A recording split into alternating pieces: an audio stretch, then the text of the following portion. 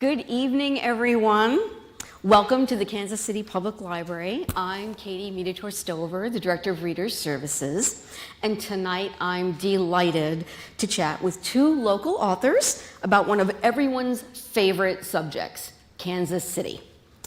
Kansas City is full of history, lore, trivia, and hidden treasures, and residents never tire of reading or hearing about their hometown. Just look at the popularity of KCQ. This is the Library and Kansas City Star collaboration, answering all manner of questions about Kansas City. Or KCUR's podcasts, A People's History of Kansas City and Hungry for Mo. And two local authors want you to go looking for some of Kansas City's more unique elements. And they've got a few hints to give you while you search. Anne and Leslie Kniggendorf have written Kansas City Scavenger, the ultimate search for Kansas City's hidden treasures. And it's not just a guidebook of Kansas City oddities. You have to work for it by solving the riddles or identifying the photos that go with each riddle. And copies for sale in the lobby or at the author's website. Anne and Leslie will be signing a little later in the evening, and if you order the book directly from them, you will receive a signed copy. We have both authors with us tonight to talk about their book, and we hope that you'll share some of your hidden treasures of Kansas City with us too during the Q&A or online in the chat. In case you were wondering, yes, this is a sister act. And full disclosure, Anne Kniggendorf is a writer-editor for the Kansas City Public Library, and if she looks familiar, it's because you may have attended the book launch for Secret Kansas City in December of 2020, or seen Anne on Fox 4's Secret Kansas City segment. Her byline has appeared in most local publications, including the Star and KCUR, and some national and international publications as well. Leslie is a labor and delivery intake nurse for Advent Health Shawnee Mission and is an owner-operator of Inkwell KC in partnership with her husband. Kansas City Scavenger is Leslie's first book. How does she manage to work two jobs and write? She's using the Notes app on her phone and scribbling in the shadows. Ooh, the shadows. So please welcome Anne and Leslie Kniggendorf.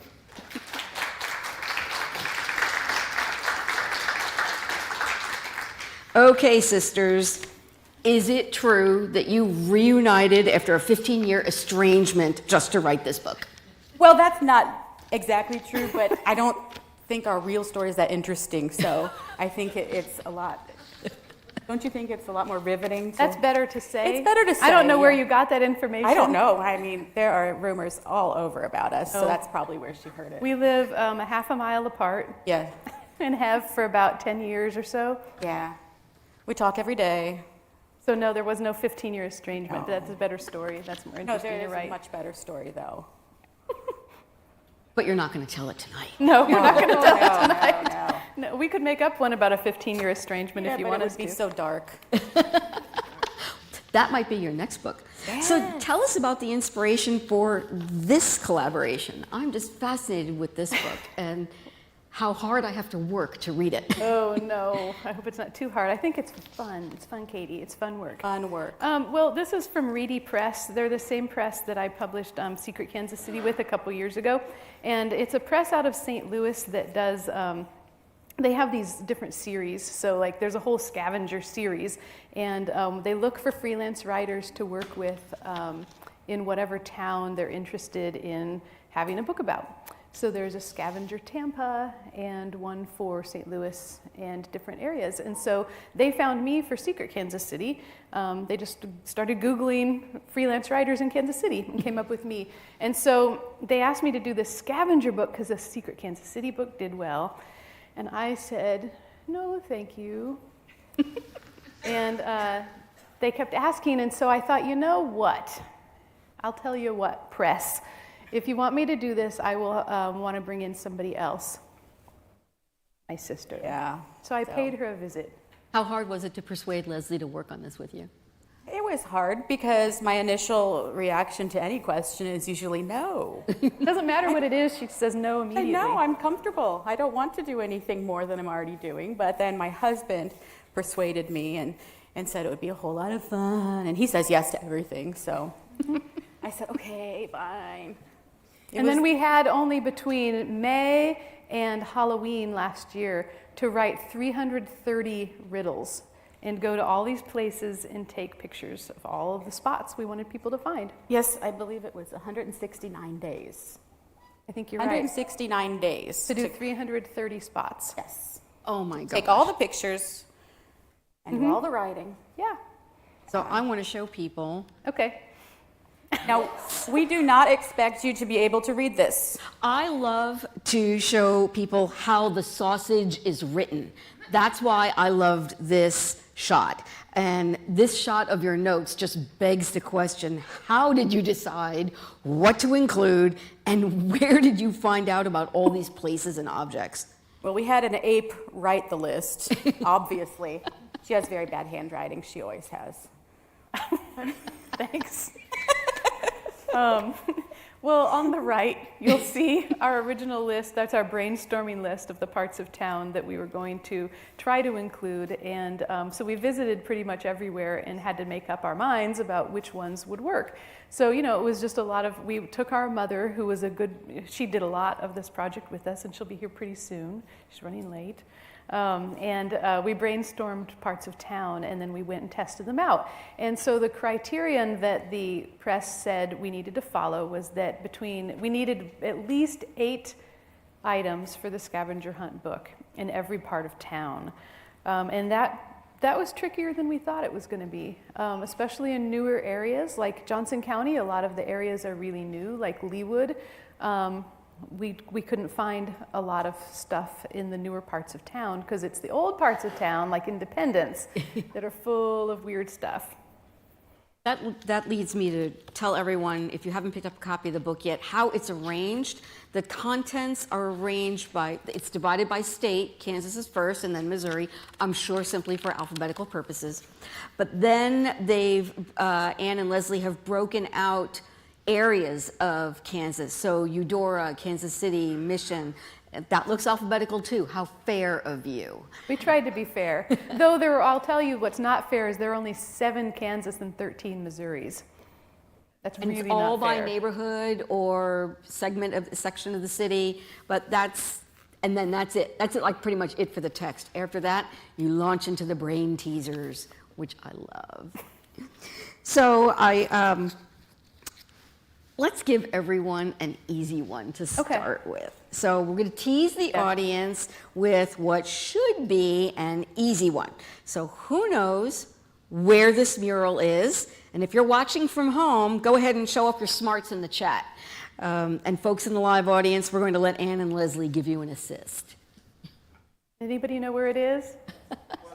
Yay, it's in Westport. Yay. That's right. And so Westport was the section that I was in charge of. After we wrote that crazy list, we divided up the sections and divided up parts of town and kind of went walking and to see what we would find. And so today I thought, you know what, it would be pretty great to talk to the guy who painted the mural. So I managed to find Chase Hunter. He painted this mural in 2021, and I called him today and we talked about it. And he was commissioned, I think he said by the city of Westport, not city, area of West, like I don't know what, some organization in Westport to make this mural on the side of the building. And they wanted to do like a back to our roots kind of thing. So he went with the black and white. But what's cool is that the people on the left that you see, that's supposed to be him. So that's a back self-portrait of Chase Hunter, the painter, and then his then girlfriend, they are now not together, is next to him, and that's their corgi with them. And then on the right side, he told me, the man pointing at the mural is an unhoused person he met during the month that it took him to paint this mural. And he really got to talking to this guy and really enjoyed his company. And he kept him company a lot, it sounds like. So he asked if it would be all right to include him in the mural. And then there's a woman, a very small woman off to the right, who just drove by every single day and would yell words of encouragement to Chase. And so he finally said to her, he stopped her one day, pull over, pull over. And she got out of her car and she said, yeah, you can paint me onto the mural. So that's a really fun thing that not a lot of people know. That's a delightful story. Yeah, I was really glad to learn it today. And Leslie, were you with Anne for the photographing of this particular piece? No, not for this one. We really were so busy with our regular lives that we split up. So I went to most of mine with my husband or my friend Laura, and she went with various friends too. And we kind of didn't really do any of the research together. We were together a lot when we wrote, but not for the pictures. But Would you? Oh, sorry. No, go on. No, you go on. We're very polite to each other. I think I was done. What? Oh, okay. Would you like to hear the riddle that goes with this painting? Oh, yes. Yes. Okay. Ready? The painter paints as the horses trot. The color is faint above the city lot. These are very good.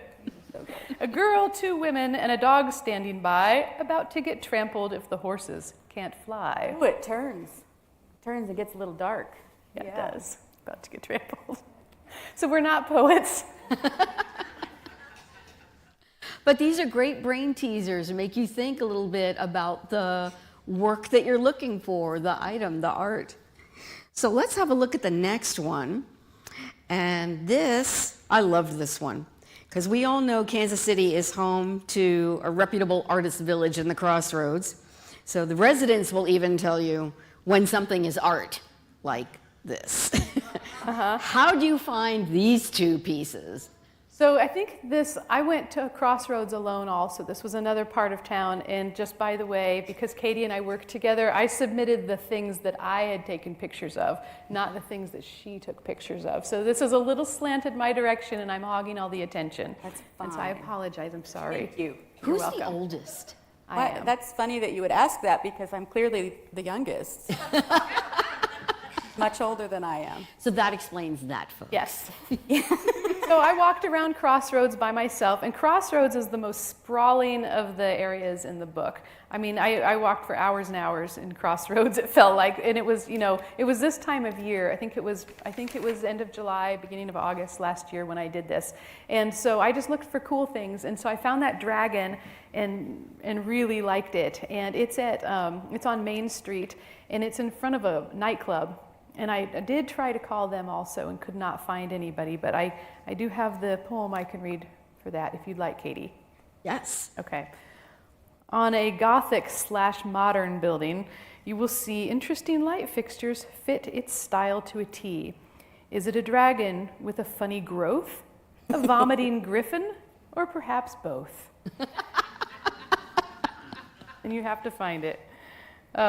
So that was that one. And then the Pac-Man one too, I also tried to call this place. So this is right next to, it's right across from the old Star building and over by the Brick. And it's I can't tell if it's part of a brewing company called the Casual Animal or not, but I did learn today that the man who owns the Casual Animal Brewing Company is an artist named Kyle, and so apparently the whole place is filled with his art. So it's very possible that he did the Pac-Man, but I could not reach them to confirm that. But something I really liked learning about Casual Animal was that they have this whole give back program for local charities, and they rotate what they're giving their profits to, or part of their profits. And so the poem for the Pac-Man is, trust them, it's art, there's no way around it.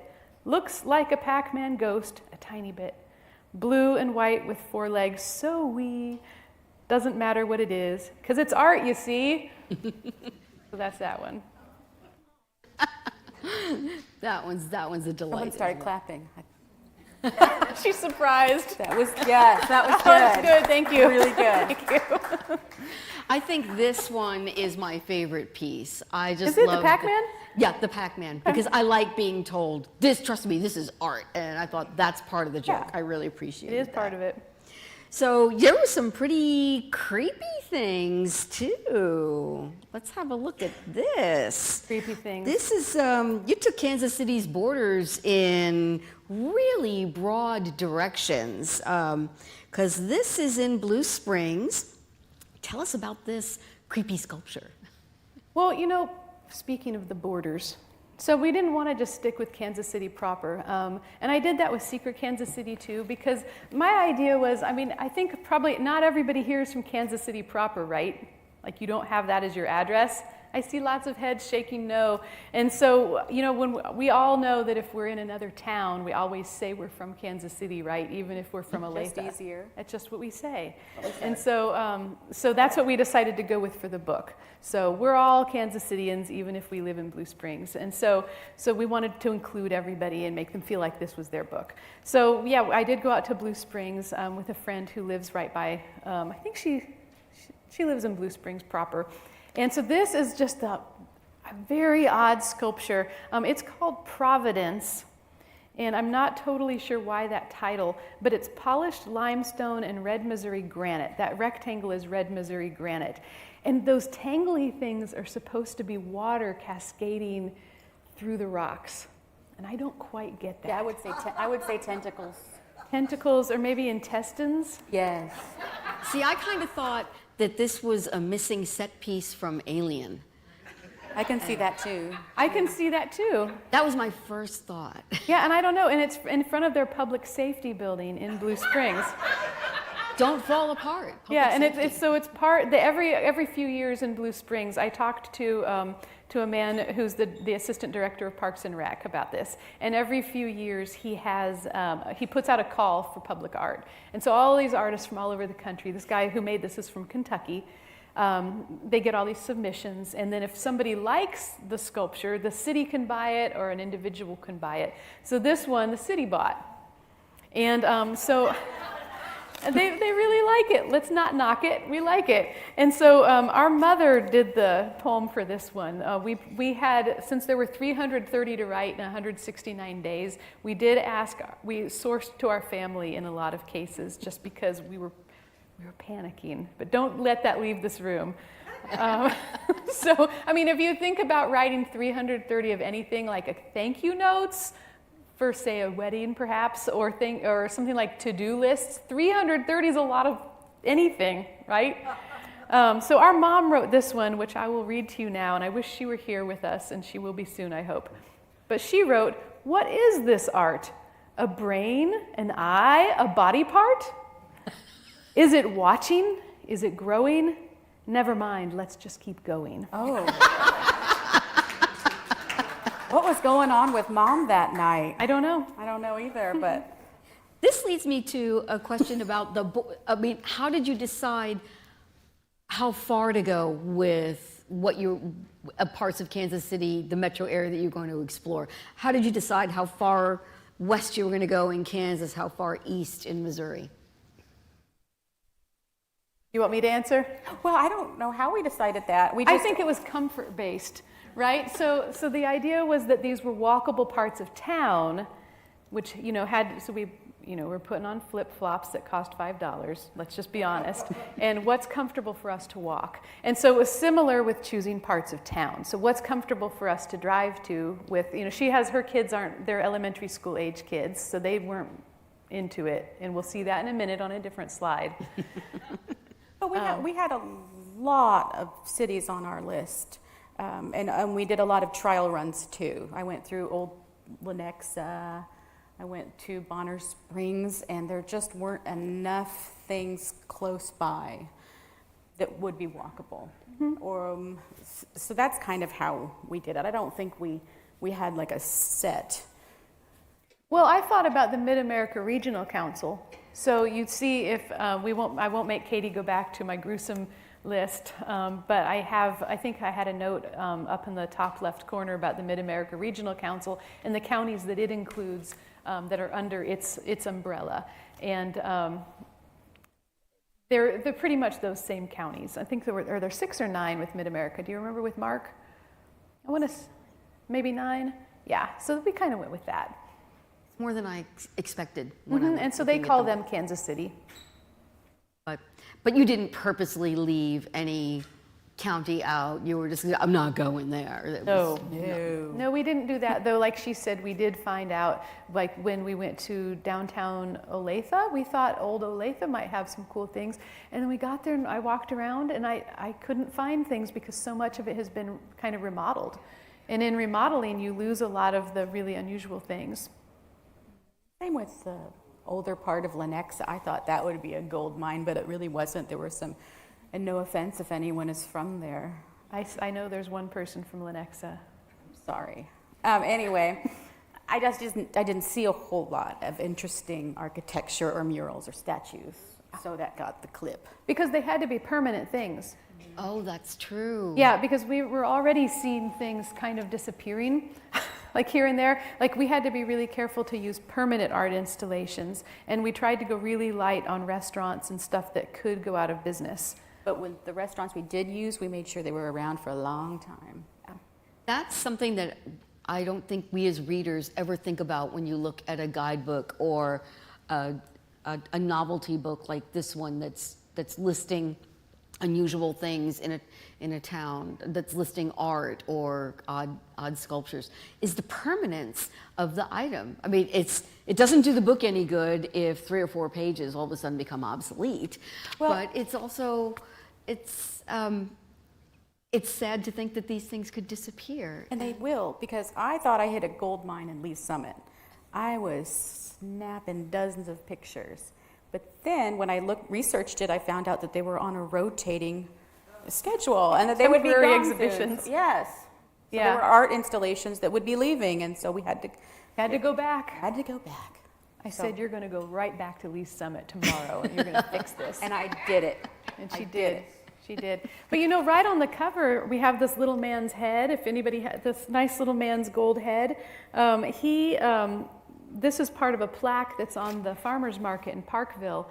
And in the time that, this book has only been out for maybe 3 months now, and we figured out that the little farmer's market stand had sustained damage and flooding, and so they're having to tear it down and rebuild it. And so we were both in Parkville, what was that, a month ago or 3 weeks ago?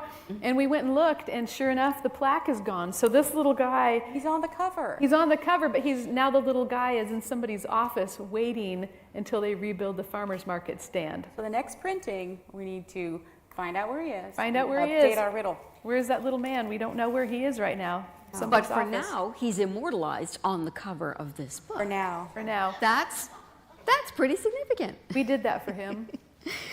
So everyone's going to have a lot of fun with this one. I sure did. Have a look at this, since we were talking about Parkville. So I just don't know where to begin with this one. I suppose I could start with who or what, or is this a headstone or a fry zone or what? Well, it sounds like a fun nickname, and that's what I thought it was for. That's what I'm calling you from now on. Skinny fries? Skinny fries. Curly fry. Curly fries. Okay, I'll call you curly fries. Yeah. It doesn't matter to me. So I didn't know what this was either. And so one of the things I did today was I made lots and lots of phone calls to see if I could dig up a little bit more information about some of these places. And this wasn't a research-heavy book. So Secret Kansas City, if you have that was research-heavy. That's so why that she I- started researching today for this Today. event. Yeah, it was a little behind because the scavenger book wasn't about research. But I needed to find out for Katie what was up with skinny fries. And I did, and I am delighted. But first, let me read you the riddle. Under the eaves and above the trenches, you're likely to find a lot of benches. Most have nothing on the back, but this one has a lovely plaque. See how it rhymes? So I called all over the place in Parkville to try to figure out what was going on with this. And finally, I found somebody who could tell me. And it turns out, you're not going to believe it, skinny fries is simply a reference to skinny French fries. So what happened was I know. there was My reaction too. I was stunned because I really wanted that to be some maybe a basketball player's nickname. I was hoping it was a dog or a bear or something. Or a bear. So somebody misses their favorite fast food snack and That's they correct. purchase a plaque for a bench in Parkville? That is correct. All right. So there's a restaurant. that. It's an Irish pub. This is next to an Irish pub, and it's called Crack, which is spelled C-R-A-I-C, because it's Irish. Oh, and great. so yes, that's right. That was good, Sean Connery. And I mean curly fries, sorry. And so, so this woman, a husband and wife own the property, And then they're partial owners of the Crack restaurant. And then there's also someone who is the majority owner of the restaurant itself. And the majority owner came in and started making fat French fries. And so the minority owner, who's the property owner, said, "Hey, the skinny fries were so good, what are you doing?" And the guy wouldn't go back. He had decided on the steak fries or whatever they are and would not return to the skinny fries. And so the woman who was the partial owner of the property and the restaurant said, "Well, you know what? They were so good, I'm making a bench, and I'm going to order a bench and put a plaque on it." And I mean, when you really like the fries you like. That's devotion. Yeah, That's dedication. so that's what that is. And I didn't know that until this afternoon. And I'm really pleased to know that story. And now I'm going to have to go have the fat fries at Crack just to see what they're all about. So you had mentioned all the many helpers you had on this book, your mom and other family members. And so here's a snap of your helpers. Those are, yeah. Did the kids have fun visiting all these different places? Were they able to figure out the riddles? The little child in the KC shirt is my son Arlo. Then there's Lincoln, my daughter Juniper in the stripes, and then her friend Ellie. No, they didn't have fun. But I had to get these pictures taken, so I framed it as a fun field trip in the middle of summer. So my friend Laura and her two children, Lincoln and Ellie, piled in her car and took a trip to Excelsior Springs and took pictures one hot summer day. No, they didn't have fun. They wound up counting cigarette butts on the ground. Okay, fine. Oh, they hit over 100. Yeah. Was there something about Excelsior Springs that... There are a lot of smokers, I guess. And that's fine. I'm not judging anyone. Anyway, no, we did. They didn't enjoy going along on these little trips. But they were troopers, and they did it. They were troopers. After a while, I would bribe them with a treat from wherever we were going, and that ended up being really fun for me because I got to try out little local ice cream shops and shaved ice places, and so this was probably before they received their bribe. You should have punished them and said if they made those faces, they couldn't have it. That's what I would have done. My children are here. Yeah. That's what I would have done, right? Yes. So what's really funny is that your kids may not have had fun in the creation of this book, but it's a lot of fun for kids to flip through and try and figure out the riddles. Oh, and yeah, then that's go a good find point, these places. Katie. So For sure. that's the fun part, not the homework, the play bits. No. If they did actually enjoy looking for things that might be interesting, but we were there a long time. Well, and everybody notices different things too. So I had two friends help me with different parts of town, but my main companion was my mother, who the book is dedicated to. Shout out Back to there, Mother. Rosemary. And she and we noticed different things when we had these adventures together. One of us might spend a lot of time looking down at the sidewalk, and the other one was looking up at what cornices or whatever the trim is on tops of buildings. And we found different things that way. And that's something that this book is really fun for, is that you don't notice all of the little details. And so it helps to have a friend with you. I do call my mother my friend. Serious moment. She's shaking her head. And also I would like to chime in about that too. You said finding lots of little fun ice cream places and stuff that Mom and I found lots of little places for lunch that we never ever would have gone to. Yes. And we're getting feedback now about the book, and that's what people are really having a good time with also, is discovering different restaurants in different parts of town. Yeah, I would have never have gone to most of these places because I didn't have a reason. I stay on Johnson Drive or Shawnee Mission Parkway. I go to Target, I go to work, and I come home. Very narrow focus. That's it. So this for me personally was a really good way to get out and see what all was right there.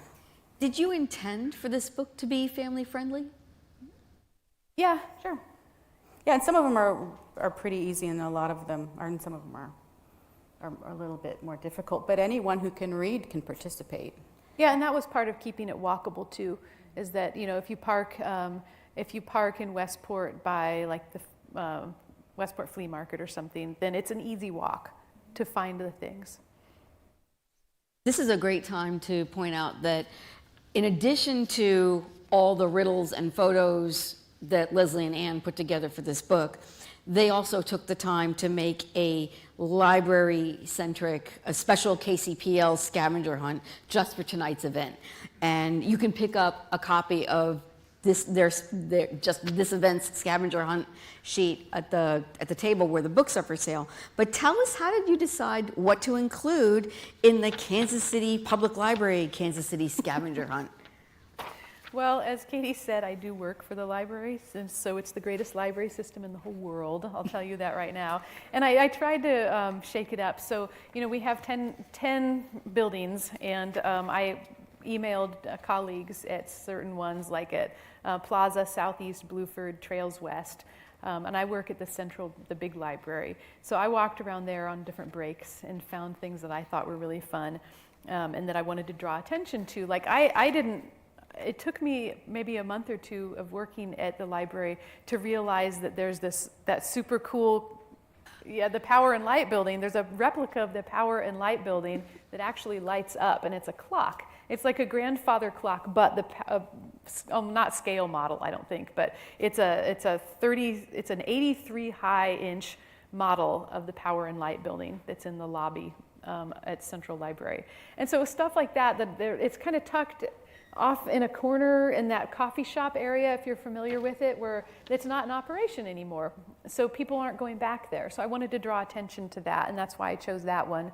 And then it was fun to ask people at the other branches what they thought was fun at their own library. And I got a lot of really interesting answers that I didn't expect. Like at, I think it was Blueford, somebody took a picture of a rabbi who's framed on the wall. And it's like, I don't know why you chose to do that, but that's what he thought was important and wanted to send me. So I did a little research about that rabbi and made a riddle about him. And it turns out he was very anti-Tom Pendergast, this guy. And I learned that. So we have little tidbits like that, so you can find, it's this. So pick up this flyer and visit all of our branches and get to see some little artistic pieces that you probably miss when you visit our branches because you're so determined to pick up your books and your holds. And that made me think a little bit about scavenger hunts as a whole, that they really do improve our focus and our attention to detail and our surroundings. So the library, knowing that, we have a lot of library-themed scavenger hunts at our youth desks in all the locations. And adults can play too. I mean, there's some really good ones for the littles that are just colors, find these colors somewhere, and there's one big one that makes you go to every single floor of Central's building. So these are things that help you explore, and your libraries are about discoverability. We don't just want you to discover our collections, we want you to discover the beautiful buildings that house these collections. So this takes me to some of the fun things. I'm always asking authors, your book is really great, but what did you leave out? What's on the cutting room floor? So this takes me to my favorite segment of author interviews, which is there's always so much research behind books like these, and it must be difficult to decide which items make it into print and which ones don't. And I know that that is heartbreaking for some authors. I mean, you work so hard, you do so much research, and now you need to leave it all behind. So like this sign, what can you tell us about it, and why didn't it make the final cut? Well, I found this with a friend at 18th and Vine, and it's a church on the Paseo called Holy Ghost New Testament, and the whole building is in disrepair, and I think they're looking for somebody to come and buy it and refurbish it, and it's a very, very cool old church. But this is a sign I just loved this sign, and I thought about using it, but then I thought too, if somebody buys this building, I bet they'll take down that sign right away. And so I didn't use it for that reason. But you know, and that happened quite a bit, that we had the same deal. They're going to tear it down. Surely they'll tear it down. Though that looks like that's been there since, what, the 70s or something maybe. But other things didn't make the cut because we had some space constrictions. Like the press came back and said, how many did they make us lose? 20? 20, I think, yeah. Yeah, we had them all in there, and they said, well, wait a second, this is too full. We have too many pages, so cut 20. And so then we had to, look with a real critical eye. And there were some that were just plain bad. I don't think you have a picture of this one. And maybe you're going to have to boo me if I read this poem, but it's because it's bad. It's bad because it's about Nichols, who we love him and hate him, don't we, Nichols? Okay, well, can anybody picture on the plaza, there's a fountain with a bunch of ducks, and they're all kind of the ducks all spitting in toward the middle of the pool. So I did this one. Should I read it? Go for it. I will say that it's kind of offensive. So they're going to have to boo. And they can boo. Some might cheer. I don't know. But it is offensive. It's dark. Because it came out of a tragedy. It came out of a tragedy. And so we cut it. That's the bottom line. We cut this. It's not in the book. Ready for me to do it? Yeah, let's do it. Okay. Daughter and son-in-law of Mr. Nichols died in a fire in the 1960s. The accident was just bad luck, and now they're remembered with these ducks. Ooh. Thank you. Thank you for booing. I mean, first of all, I'm rhyming Nichols with 60s. Wait a minute. We need to work on the that consonants there. Yeah. But then the rest, I don't even have to explain why you booed. You know why you're booing. So that was one we left out. Thank goodness. Yeah. Some of them didn't even make it to consideration. Like I said, we had a lot of help from our family, my side of the family and my husband's side of the family. And I reached out to his parents and asked for a little riddle help because I was writing about Harrisonville. Yeah, and they're from Harrisonville, and her father-in-law also drove a Coke truck for decades, so he knew every area of town. He's also like a really clever, quick-witted musician, so I was expecting a lot from him. I don't remember what this was for exactly. I think it was a mural.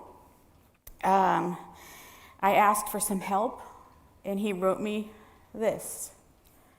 What you might call division among the populace, and their dad got murdered on the highway. And that's it. That's it. Just those two lines. And I said, what's this about? And he said, we'll try harder. And that was the last I heard of him. So I mean, then they moved. So they're not even in Harrisonville anymore. So they stopped helping, but I won't forget that one. I love that. But no one Try will forget harder. that. Their dad got murdered on the highway. Murdered on the highway. Apparently that has something to do with a mural in Harrisonville. And that's what you can say to folks who can't figure out one of the riddles. Just say, try harder. And try harder. Try harder. Anyway, so some of them were very easy to not use. Some of them were very easy to cut because they were,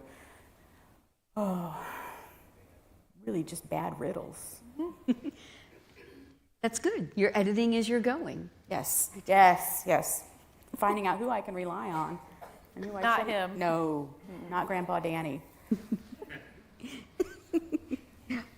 Do you want to have a look at this last one? This was a fun one to drop in. Who or what? Here's an odd thing. Doobie. Doobie. We don't know who or what Doobie is. We don't know where Doobie is. Doobie's in Eudora. Oh, okay. I was going to say Westport, and then I'm like, well, brick. There's brick everywhere, so of course it's in Eudora.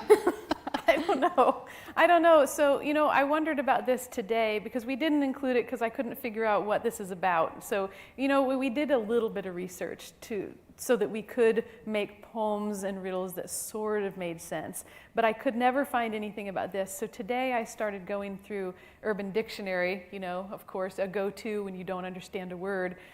And, this isn't D-O-O-B-I-E. This is something different. And there were actually 4 pages of entries on variations on doobie in Urban Dictionary. So I encourage all of you to look it up. But the top one for this spelling was an all-American man who knows his place among his peers. That could be anyone. It could be anyone. Yeah, and so was it that man who, he knows his place among his peers, and here's some wet cement? I don't know. Like, we're just trying to make it make sense. Because that's really nice handwriting. It looks stamped, doesn't it? Yeah, it does. Maybe someone out there knows. Nobody out there knows? You don't know who Doobie is? Well, the great thing is that now this is being broadcast and someone knows something. Someone somewhere knows They're something. going to know who or what Doobie is. Someone from Eudora is going to fill you in with the answer. I hope so. I hope that happens. So do you think working together on this book had any impact on your relationship as sisters? Is it stronger, closer, different? Are you annoyed with each other? I would say it's unchanged, only because before the book we talked every day, and then we talked every day during the book, and I mean we still talk every day. And it's like, But do we talk about different things now? sometimes. Okay, you that's a think? No, really what do you terrible think? What do you answer. I'm think? going to say everything's different. Oh. Everything top to bottom is different between us now. Right. I don't rely on you for anything anymore. Well, I can't trust you. no, you shouldn't. So, can't I mean, be it was trusted. really, let's just tell Katie, it was really, really hard on our relationship. There's some scandal that we have to figure out how to articulate. Yeah, that's our next book. Oh. It's our personal relationship, and just about us. So you would work together again. That was my next question. Only if it's a book about a scandalous element in our relationship. Oh, I'd do it again. I'd work with you. Even if it's not about scandal? No, it'd have to be spicier than a riddle book, but Well, some of these riddles are really spicy, though. yeah. I mean, there's some politics in here. Yeah.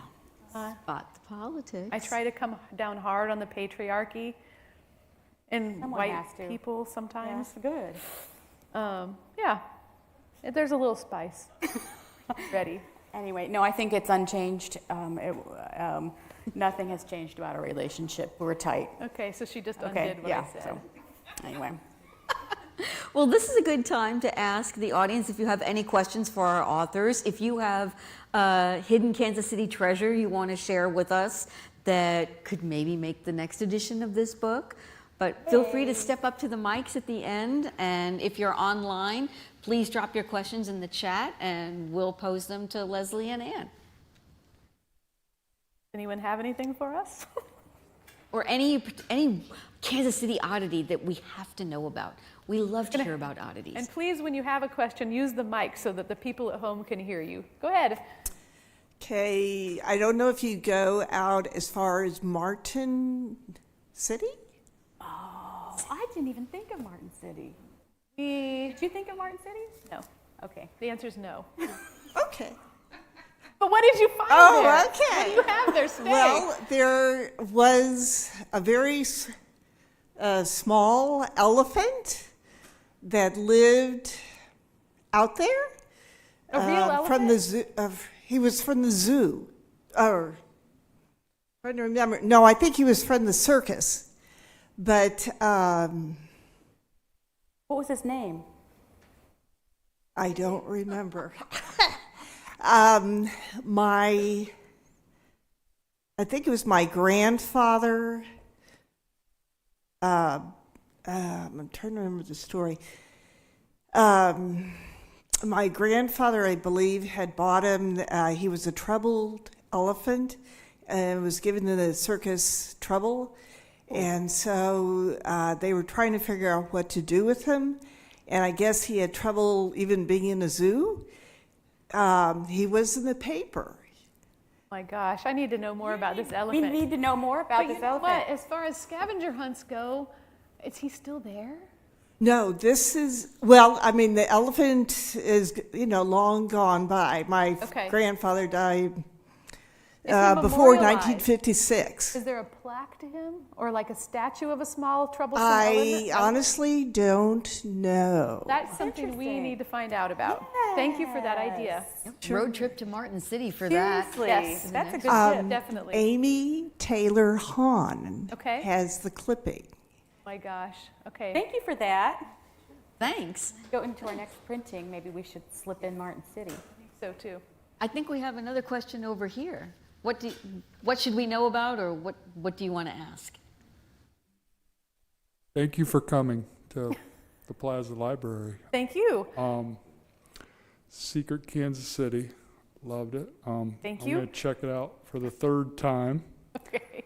from the library. And my question, will we hear the two of you on KCUR anytime soon, or have you been on maybe Steve Kraski's show? I have been on Steve Kraske a couple times, but we don't have anything booked for the Scavenger book. Booked for the book. Write to them and demand. So you That need we to do appear. right to Steve. All right, Write some letters. thank you. And I think that somebody just couldn't spell.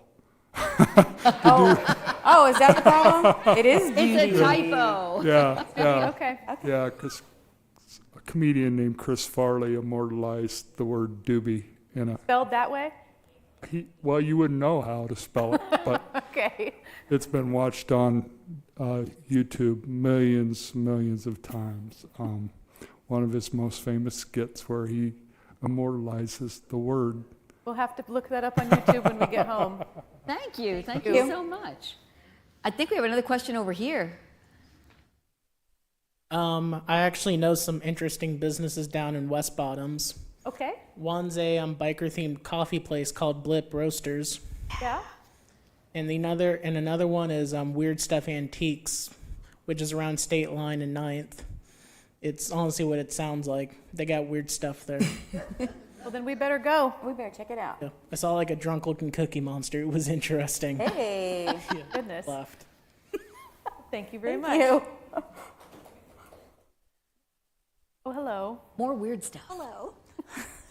I'm wondering if you could maybe suggest some ways that people could use this book, like adult parties, kids parties, like who's the target audience for your book? Well, Barb, I'll tell you. I was recently hired to be Yes. a tour guide on a party bus. No kidding.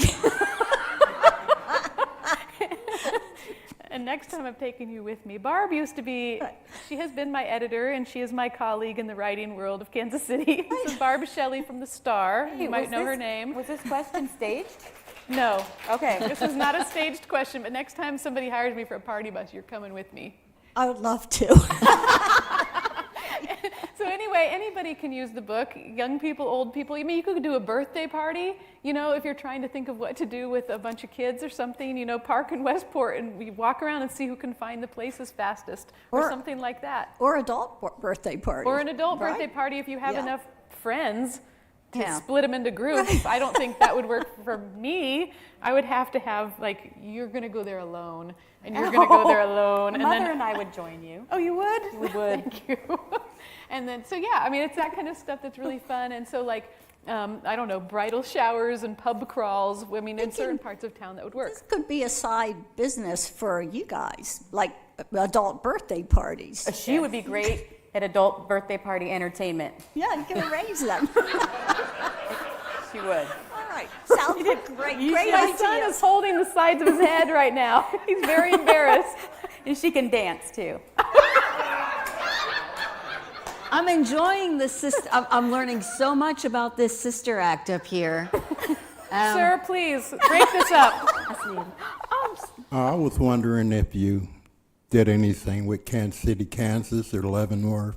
Downtown Leavenworth has a bunch of caves underneath, and technically they say it was the Underground Railroad, but I'm Really? not sure. No, I didn't know that about Leavenworth, and we did not go to Leavenworth for this book. We did go to Kansas City, Kansas, though. That's a part of town I went to with my mother, and we found lots and lots of things in KCK. I don't even know how many are included in that section, but we really enjoyed KCK. So it hadn't been remodeled in a way like other parts of town, like in Johnson County had. So there were plenty of good murals and really interesting architectural features, and I think we found some sculptures. And then there's the Winkler clock, I'm sure you are maybe thinking of, and so there were cool things like that. So KCK was a treasure trove, and we also found an excellent store with cowboy boots that still need to return to find some, I don't know, really ornate cowboy boots that I'm going to start wearing. For your adult parties. Yes, sir, please. Just a few things.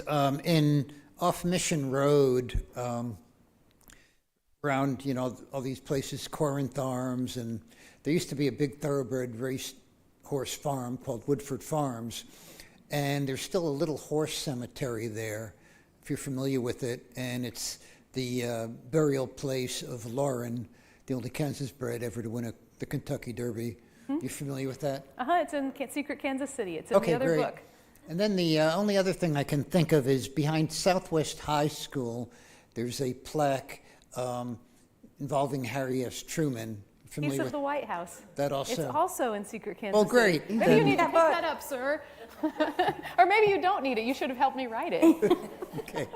Yeah, no, those are both really great things, and they were very difficult for me to find for that book because I didn't know about either one of them. And the big part of the project of writing that book was finding things that I didn't know about. Like, how do you ever find things you don't know about?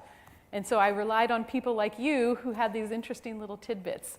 Also some interesting streets, but I'm not sure how well that would fit in your book. Well, in this case, with this book, you know, all the places we put in this book had to be kind of clustered together so that people could walk from one to the other. And so with Lauren out there in Prairie Village, Lauren the horse, he's isolated in a neighborhood.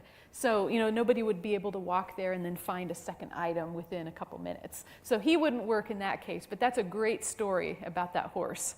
Okay. Definitely. Thanks. Thank you. Well, folks, thank you all so much for joining us on this scavenger hunt of Kansas City treasures and trivia and lore. If you did not pick up a copy of Kansas City Scavenger, we have plenty in the lobby, and Anne and Leslie will be signing after the event. So thank you so much. And if you're going to order a copy online, they will be signing it for you before they mail it to you.